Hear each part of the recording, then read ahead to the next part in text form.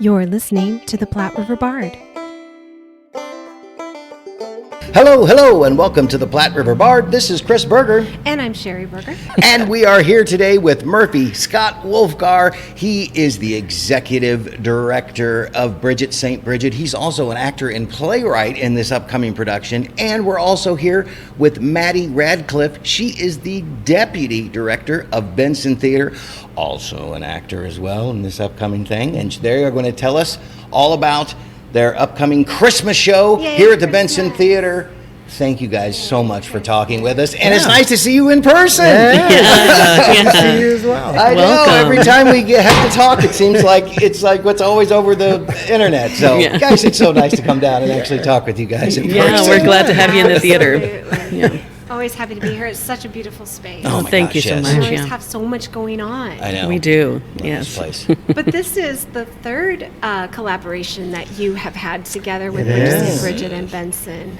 Yes. It is. It's actually, if we go back to the B-side days, it's actually the fifth. Oh, yeah. Okay. Yeah. Because we did the second Holiday Lights over at the B-side, and then I did an Arthur Miller show, Incident of Vichy, over at the B-side. Oh, nice. And we used to be standing right in this spot. Really? When it was freezing cold and rubble in here, waiting for entrances. We'd make entrances from the beginning. Oh, okay. From outside in the street. Yeah. So there was the easel with this drawing that looks exactly like what this looks like now. And we would be waiting with our little baby monitor, sitting on the cold, listening for our cues. That's right. And imagining what this would be one day, and now here we are. Here we are. In it. It's a long way You're from in it. acting uphill both ways in the cold. Yeah. It is. I still make the actors go around the Yeah, building. we still go outside. We use the whole space. Like Builds character. It does. It does. A little bit of nostalgia. That's right. So it was fun during Dracula when there was a downpour, and we had to in the middle. We had to of the run show. around the building. That's yeah. awesome.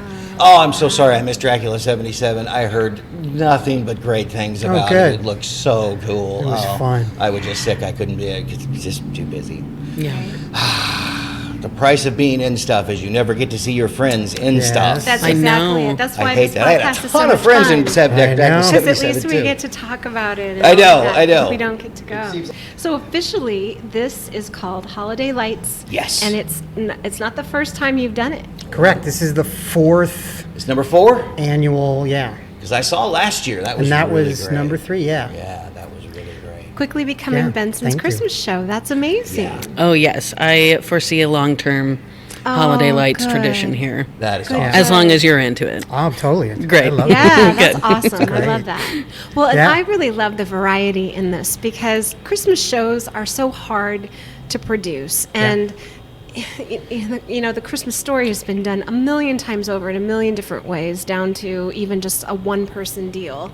So you have reimagined it and you've added some elements to it, which I really enjoy, which come even before what we know Christmas is to be. And I really enjoy that piece of it. Yeah. So you wrote this, right? I did. So kind of tell us a little bit about some of the aspects. I know that you've got, well, I'll let you tell Yeah, us. no, it was the original idea of it is that it's a holiday show, that it isn't just about Christmas. So we don't call it the Christmas show, we call it a holiday show. Holiday show. Because we cover everything from Thanksgiving all the way through New Year's. That's awesome. And then we try to stuff in as much variety culturally as we can with what everyone celebrates. Last year, we took A Christmas Carol and we kind of did a little spin on it. Yeah. And It was great. And then we had other scenes that were written by Jason Levering here, and Moira Mangiamelli wrote something. And, and so we kind of, as we were working on it together, I used the Christmas Carol story to weave all of the pieces together. And it was really kind of loosely stitched together. And the idea was it to be sort of fun, and that's why we called it Holiday Lights. It was like this play on these bite-sized little stories. One of them involves Krampus, which is like our crowd favorite. Oh, I love it. And that was what we did that the first year at the B-side. That was the second Holiday Lights. I wrote that for the first time.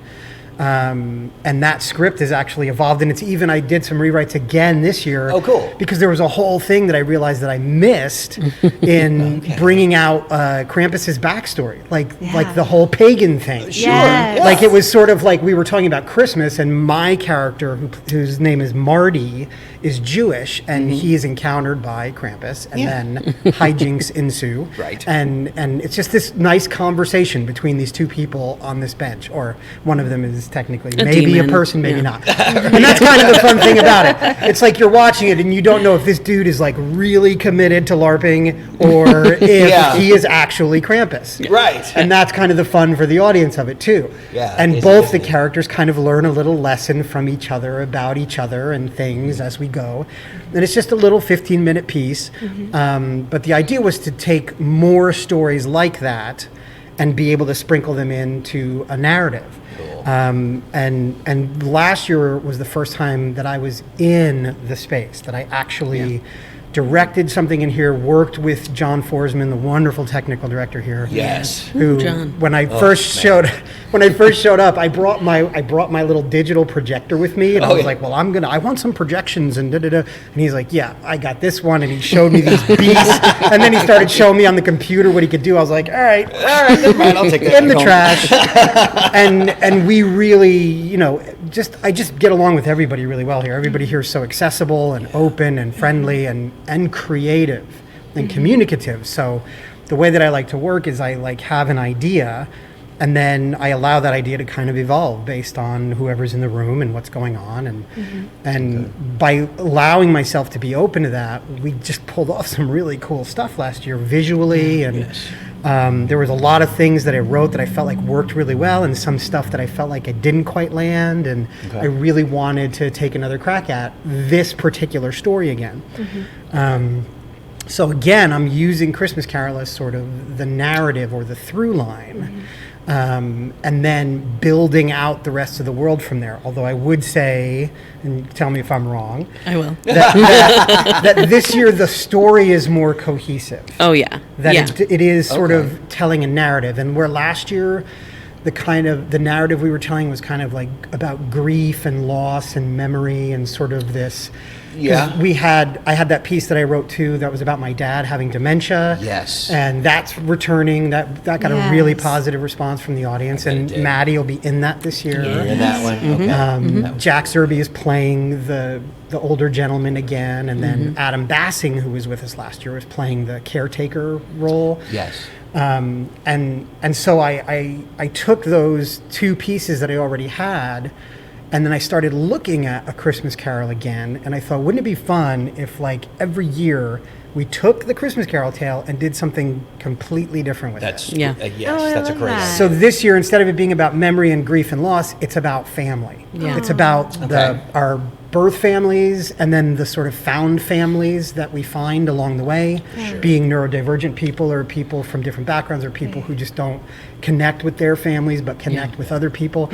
So using that as sort of this foundation for community, and then talking about how community and family kind of go hand in hand, and using that very familiar narrative to everybody, because everybody's in some way or another come in contact with that Christmas Carol story, that redemptive story, and they're familiar with the three ghosts and with Scrooge, and as these sort of iconic touch points, at the holiday season, whether you're you celebrate Christmas or not. It's hard to avoid coming into contact with those things.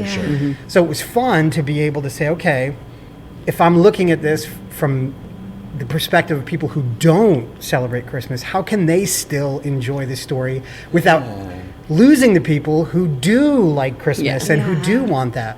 So the goal is to try to have something for everyone. So everybody leaves the theater feeling satisfied in some way, that they've seen themselves represented, that they've seen a story that they like represented, that, whether they're Jewish or Christian or whatever, that they have seen some element of something that they can relate to, and then had a lot of laughs along the way. And we're including a lot more live music this year. So there's a musical number in the Scrooge piece that we added. Yeah, I think I saw that. There's a musical. Yeah. There is. Yeah. And we're leaning heavily into the Rankin and Bass vibe, yes. folklore. Like for anybody who knows the old, Rudolph the Red-Nosed Reindeer and Heat 'Twas the Night Miser, Before Christmas, yes. Santa Claus The is Year Coming to Without Town, Santa Year Claus, Without Santa. like all that stuff. And if you remember that stuff, it was weird. It was. It like was so great. weird. it's kind of dark and It it's was Christmas kinda, fantasy. Yes. It was cool. and not like candy coated fantasy, No. but like this is a little creepy, and I'm unsettled as a Yeah, child. I still But I still love worry it. about It was the Little Grimm's Tales. yeah. Yeah. And I still so- worry about the Isle of Misfit toys. yeah. Every once in a while, I'm I just know. like those poor toys. I know. They didn't choose Exactly. to have square wheels as a train. Right. Nobody Who would wants do a that? Charlie in the box. So we've totally tried to, and we are still infusing Yeah. that sort of some of those actual characters, like call outs to those particular characters that people will remember. Yeah. And then that idea of that being a through line where it goes from something more creepy to something more sentimental. Yeah. And there's a message along the way, and we just keep kind of ping-ponging back and forth between those different ideas and those different vibes, and I'm really excited. We're having a really Yeah. good time in rehearsal. We really are. It's- Well, and what I love so much Yeah. about it is that everything about this show mirrors the mission of Benson Theatre and what we want. We want an inclusive space. And so how do you create a holiday show that's inclusive? You represent every possible scenario of holiday celebration that you can. And that's what I think any collaborative work that we do with Brigit St. Bridget feels so on mission for us. And sure. it's just been a blast. Yeah, well, and that's one of the things I think is really cool with the holiday lights is you get the variety. You get a bunch of, because I'm a big fan of short stories, short plays, and if you get a bunch of them at once, I love that. And Yeah. the fact that, of course, we have the holiday theme, and it runs the gamut, Yeah. like you said, from Thanksgiving to New Year's. And now, we know you're the deputy director here, but Yes. you're acting on one of these things. I am. Now, Yeah. did you help direct anything or write anything, or are you staying? Just acting. All right, fair enough. I do also write. Yes, I know you do write. Yeah. I didn't know whether you wrote anything for this year's holiday lights or not. Not for this year's holiday No problem. lights. What's so great is how everyone here and everyone with Brigit St. Bridget are creative on these multiple levels. Sure. And so I think there's a future where we, do more collaborative writing and directing and all of that. But yes, as deputy director, acting was my capacity for this year. That's so. awesome. No, that's a lot to do, I'm sure, because you Yeah. still have to make sure everything's working Yeah. with this collaboration. So what have you written? Oh, I've written some plays. The most recent one that anyone did anything with was Dead Bird Play, which we are, this is a spoiler alert for next season, but we are hoping to mount here next year for a full production. There was a staged read-through during the pandemic of Dead Bird Play. It's a one-act play about 5 minutes in, 300 dead birds fall onto the stage. That's all I'm going to tell you. It's great. Okay. And I've had some things at the Shelter Belt before. I had a play called Mountain Birds that was about 4 sisters kind of dealing with their parents' cabin. They had a cabin in Colorado, so like going through the things after their parents are gone. And what else? I did some things we had a small troupe called Firebelly Rep, and I did The Curious Disappearance of Mulder the Cat. That was over at PS Collective. That's awesome. Yeah, that one was fun too. So Oh, wow. yeah, runs the gamut. So you're just, this seemed to come naturally to Yeah. you Big to be time. here. And Yeah, all I of mean, that. both my parents are theater people. Yes, they got they their are. Really? master's degrees at Lincoln in the 70s with like Worked with Judy. Susie, Judy Radcliff. That's my mom. Of course. Duh. Radcliffe. Yep. Hello, Judy. Yeah. So Aunt Dee Dee. yes, hi. I would spend so much time when I was a little kid looking through. They have these books of all of the photos from the shows that they had been in college, and they would like clip out the newspaper reviews and highlight their names in them. And I just spent so much time in those books. But they didn't act when we were growing up. So for 16 years, I didn't see either of them act. Oh, okay. The first thing that either one of them did, my dad was in Arsenic and Old Lace. He was Teddy Excellent. in Arsenic and Old Lace at the Playhouse, and it was just like my brain exploded because my dad was very like a very serious and like intellectual person, and so seeing him be so silly, I was like, Arsenic and Old wow, Lace, yeah. Then my mom did Sound of Music at the Playhouse, and then they both just kept going. So Right. it was a natural Yeah. conclusion I was to gonna say, who I you were- became. yes. Yes. Your fate was decided. Yes. That's interesting. Did they take you to theater since they weren't involved in theater then during that time? Oh, So- yeah. I was exposed to all art, but yes, I think one of the most profound experiences for me with theater when I was younger, I was about, I think, 11 years old, and we visited New York, and it was, a while ago, so we just went without any like real plan, and my mom would walk up to ticket booths and be like, "Hi, we're from Nebraska," and I was just wondering, and like, so we got front row seats to Awesome. the play Art. And it was, I mean, you would think as an 11-year-old, like, that would kind of, but I was just Grabbed ya. so into it. And that really, I think, influenced my writing and the kind of theater that I like. And so, yeah, they took us to a bunch of different stuff, and it was great. But getting to see them experience that and be in it was also really life-changing for me. Right. And my mom's going to be in Cabaret at the Playhouse with Jack Zerby. I was gonna say, Yeah. yes. I thought I remember seeing her name again. Congratulations. Yeah, recently. full circle there. Yes. Small world. Oh, that's awesome. Yeah. That's awesome. I can't imagine not seeing all of a sudden seeing your parents on stage after, Yeah. when you're 16, 17 years old. And Yeah. not being able to see that before. Yeah, That it had was to pretty have been- special. Yeah. Yeah. My dad, unfortunately, passed away when I was 18. So it was only a couple years that I got to see him really perform. But man, he was great. He was in Not About Nightingales at the Playhouse and was just incredible in that. And then he was in a really beautiful play called Trip to Bountiful. That was the last performance he did, also at the Playhouse. And I remember very specifically there was a part where his character picked up a rock and threw it onto the lake and watched it skip. But, there's not obviously a lake, it's the audience. And he didn't even have a real rock, but you watched him watch that rock skip. And that was, so that just like lives in my heart anytime I go to perform. That's awesome. Yeah. Well, and you have a beautiful voice too, which I have heard before. And so you're going Yes. to be singing in this Yeah, production yeah, as yeah. well. Yes, you are in the Christmas Carol I am. version of that you're redoing a little Yeah, bit. Maddie Yeah. weaves throughout the entire piece. So Yeah. she's Scrooge, Ebenezah, Ebenezah. A-H, Yes. in the Christmas Carol piece, and then she is the daughter in Old Sy Lange, and Sy Lange, okay. she shows up in a later scene that's a family Thanksgiving dinner. That's Yep.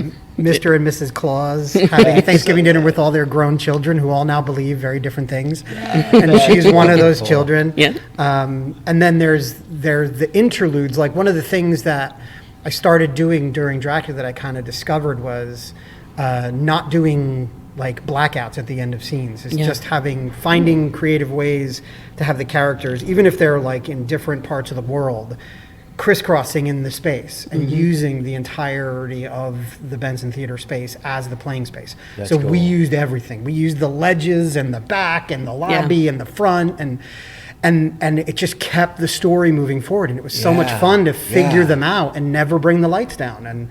And so we're doing the same thing with Holiday Lights, That's a and so cool we're idea. using caroling in some spots to actually like have the characters change other characters' clothing on stage while they're sort of being accosted by this group of carolers out of nowhere, and they spin them around and in they go to their scene. And so Maddie's doing That's some of that. and- wonderful. Oh, Yeah. fun. Yep. I love that.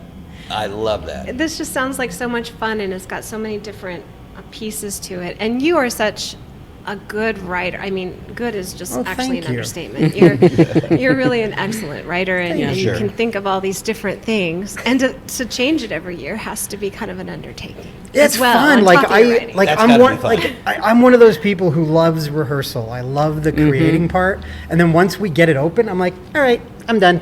Yeah, What's next? And so the challenge of taking and also, as you know, we've been doing Bridget St. Bridget for over 30 years now, and our mission began with doing the classics, and it's still a big part of what we do. And so in the last 5 to 10 years, I really started thinking about how we look at the classics now as a civilization, as a society, as a community. How do we look at the classics and still honor that work, but include diversity within it, and be able to look at it through a prism of this material is adaptable. If it's going to last, if it's going to be a part of our culture forever, then it has to grow with us. Like, when you're in a relationship, you constantly are growing together, or else you break up. And so looking at the classics and thinking, how can I reimagine this story without rewriting the narrative? Like saying, okay, I'm going to stay true to this. So like with The Christmas Carol, it's like anybody who loves that story, who like goes every year and sees it, and just it's a part of their tradition and all of that, they'll be able to come and see the arc of that story played out as it was written, and the redemptive aspect of it. But to take that and then shine different colors and like, mix, blues and reds, and so you get more of a purple instead of this or that. And so I find that really fulfilling as a person. And that kind of engages me. And the challenge of thinking like, okay, what am I going to do next? Like, how could I take this story and change it? Pull on a different thread and unravel that yarn and see where that leads me?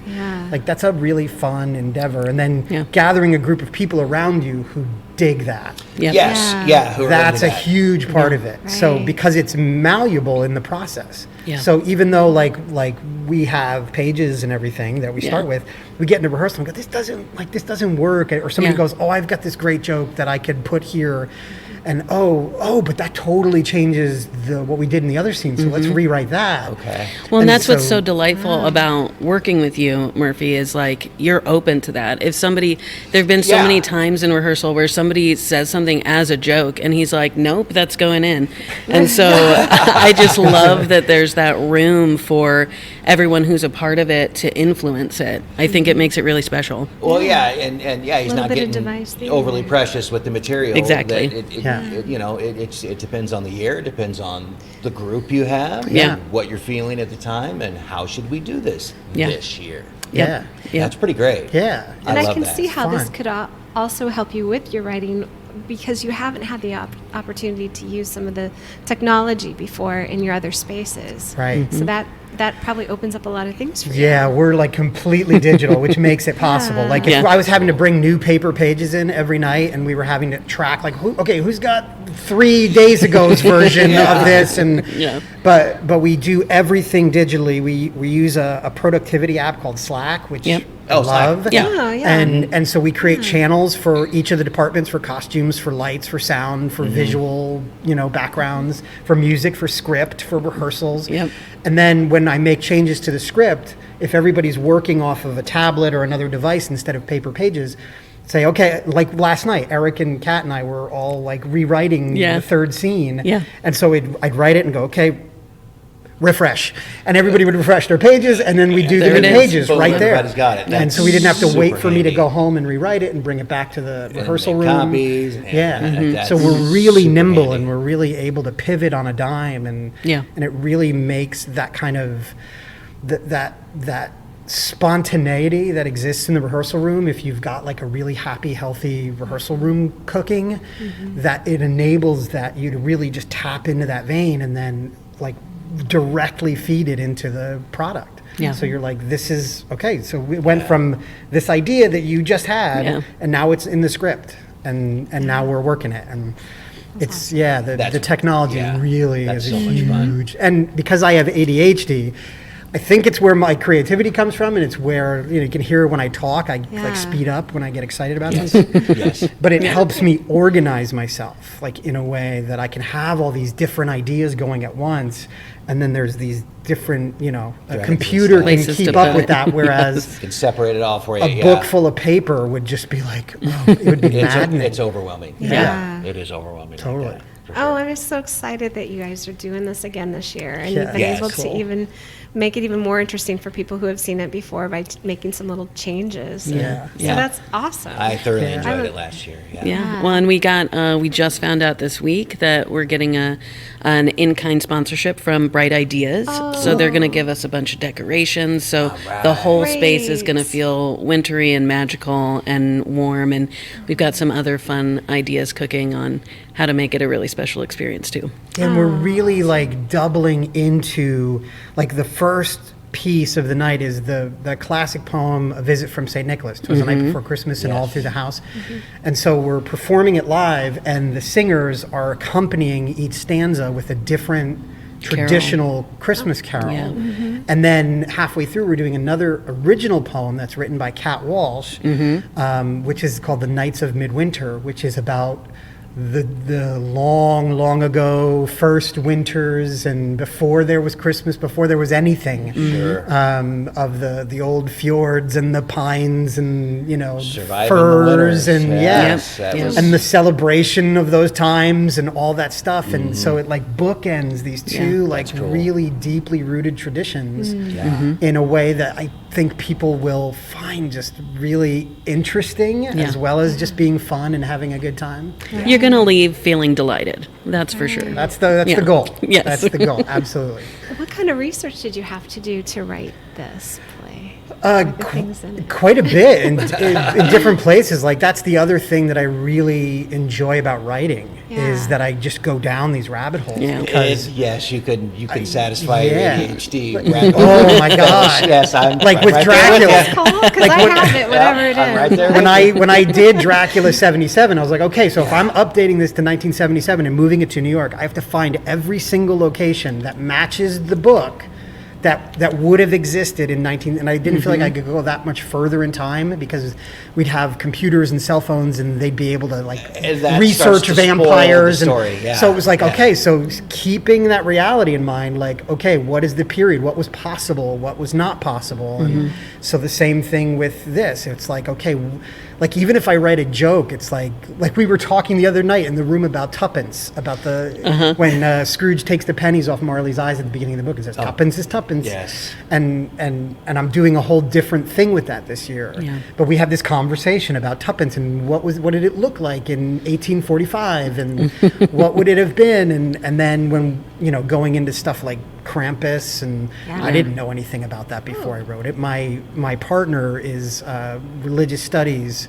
professor at UNO. Okay. And knows about all that stuff, and so we were talking about that stuff at home, and it got me thinking about this other thing. Yeah. And so then after I sort of said, oh, this is a funny idea, then I went down the rabbit hole on what jokes can I pull out of the actual mythology that exists. Yeah. So you start reading something and you go, oh my God, that's like crazy. Yeah. Can And it you just imagine lends scaring your itself kids to a with joke. that? Yeah. Because you automatically. And so like one of the jokes this year is is like Krampus comes in with he's wearing a basket with little kid legs sticking out of it, like in those old pictures. Yeah. And my character's like, what are you doing, dude? Like, he's like, oh, they're not real. And he, they just start having this conversation about it.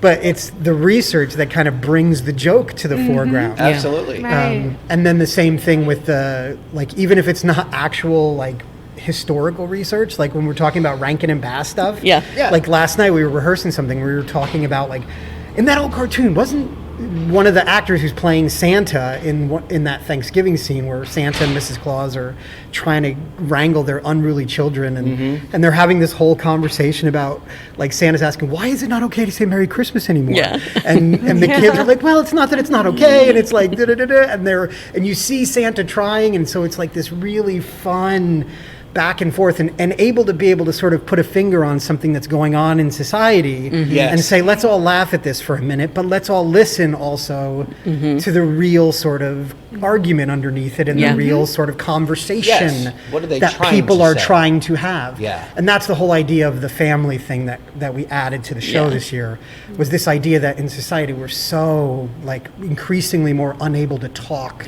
to each other when we have differing ideas about things. Yeah. So having this family represent this really diverse Every society, different, yeah. Everybody's got it. and their then own.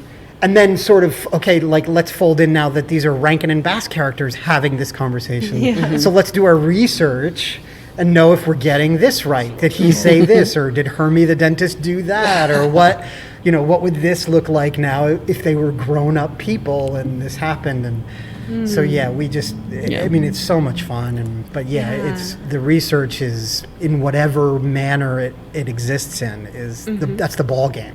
It's pretty constant. We're all, anytime someone asks a question, we're all like, let's find out. Because there'll be one person in the crowd who knows their stuff about whatever the thing is you're trying to make a joke of, and you lose people by rows of 10. Yes. And so you want to be able to be as tight on your knowledge as you can. Yeah. And then you can start poking fun and poking holes in that stuff. Yeah, especially if you're going to joke about it. Correct. Make sure you know Even what you're more joking about. important. Yes, Yes. exactly. Because then, when you know about it and you do manage to joke about it, it's appreciated that much more. Yes. Yeah. I love finding humor in stuff that I know nothing about. I'm not sure I was more satisfied as when I made someone laugh in Polish. And I was like, I think I've achieved something here, just personally for myself. Yeah. It's Totally. like, come on. Totally. And it's so much fun Yeah. to take something you don't know about. It's like, let's make that funny so the people who do know about it also think it's funny. Right. Not Yes. just people who don't know about it. We're not making fun. And they appreciate that you took the time Yes. to really listen to what the story is or what their thing is, and then be able to make them laugh at it, but without just being irresponsible with that knowledge, saying, okay, I didn't do any work, but I think this is a funny joke. But Right. Yeah, you just But dumping on it. when they can see that you did the work, that you put in the legwork, I think There's it a level does of matter. respect. Yes. Yeah. There Yes. is, and it makes them Respect. go, oh, okay, all right, this Yeah. is good. And that's the thing, all the humor, like everything, there's Yeah. none of it that's disrespectful. Not at all. And I don't think any of it has to be. It's never punching down. It's never pointing at one holiday over another holiday and pitting them against. It's always about the confusion that exists and the humor that comes out of that confusion. Yeah. Yes. And then like the real people trying to connect with each other. And that's why it's so important to have such good actors. Yes. And I'm so glad that I found Maddie. She's just such a wonderful actor. Aw, thanks. Yeah, it's the second time that happened, because last year when we were doing it, Jason Levering was like, I'm interested in getting back on stage again. And I was like, oh, really? I was like, yeah, let's do it. Let's try it out. And it was like, oh my God, what the heck? You're great. Like you're such a... he was really good where he was so, driving in the car. And, so that was real. really good. And this Maddie did the same thing this year. Jason said, well, Maddie kind of wants to get back on stage. I was like, Yeah, all right, you're in. Jason threw me in. Yeah. And then the first rehearsal we had, I was like, what? Where have you been? This is fabulous. Yeah. I love it. And, Yeah. and especially when you're doing relationship stuff and showing like family relationships or whatever. I always think the actors are the most important thing, because literally everybody in the crowd knows what that looks like. Yeah. You can't go, well, we'll just act this. No. Yeah. Because everybody will go, Yeah. actors. Yeah. You know what I mean? Yeah. Caught you acting. Yeah. You know? Yeah, exactly. Yeah. But when you have those actors who can really sort of legitimately sort of forge relationships within the show, Yep. Yep. it completely shows. changes the show. Yeah. Yeah. Well, that's- Valuing Yes. process over product. Yes, Yes. exactly. Really creating a rehearsal environment where everybody can connect. Right. And they start becoming like that family. And Yep. Yes. they And- trust each other. And this group is Special. it's a small cast, but man, everybody comes ready to play, and it's so delightful. So it's been, I haven't done any acting for quite a while, so this being my first experience back into that has just been an absolute treat. You loving it again? Yes, absolutely. You kicking yourself for waiting so long? Yes, Yes. of course. I did the same thing. I waited like yeah. 15 years, and then I got back on stage. I'm like, what is wrong with me? Why did I do this? Yeah. Yeah. Oh, I love to hear that. That is fantastic. I can't wait to see this again this year. I saw Yeah. it last year. Thoroughly enjoyed it. Can't wait to be back And this this is such year. a perfect thing for you to write. It's so eclectic, and it's, you like history and culture as well, so it's kind of a nice contrast to what you've done before, which is more serious things, but it's good to actually have the holiday where it's not owned by someone. Yeah. You know, Not no yet. one really owns it. People think they own everything that happens in December, but it's so nice that you're giving everything credence. Yes. Yeah. Yeah. So, Yeah.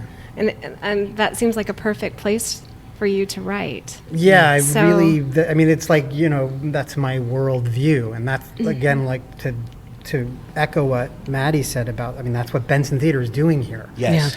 And it sure. really is the only place that I know of that's doing this, is that like different artists are coming in all the time, and there's so much variety and diversity going on in here. It's really cool. And so like the thing with Holiday Lights is like the thing with Benson Theatre is like everybody's welcome. Yep. Yeah. And that's what we want. Like we want everybody to feel like they're welcome so that they can laugh and Yeah. they can relax and they can feel safe and enjoy themselves. And Yeah, and maybe head to their holiday dinner with like a little bit of levity instead of like, oh, what argument's going to happen this time? Right. Yes. Oh, yes. Exactly. That's wonderful. I love this. I break all the legs thank you. Thank with you. Holiday Thank Lights you, Les. again Yeah. this year. Thank you. I so We're much happy to enjoyed do it. it. Yes, we always love talking with you guys, and it's so nice to be able to talk with you in person. Yeah, this is great. This is great. Thank you. Thank you. Yeah. Don't miss this exceptional holiday production. Holiday Lights, Winter's Wonderful Gifts, opens December 7th, and showtimes continue on December 8th, 9th, and 10th, the 14th, 15th, 16th, and 17th. For tickets, go to bsbtheater.com or bensontheater.org. Happy holidays! Thank you for listening and supporting the arts in the Platte River area and beyond. Please subscribe to our podcast so you are sure to catch all of our future episodes and join us on social media. See you next time on the Platte River Bard.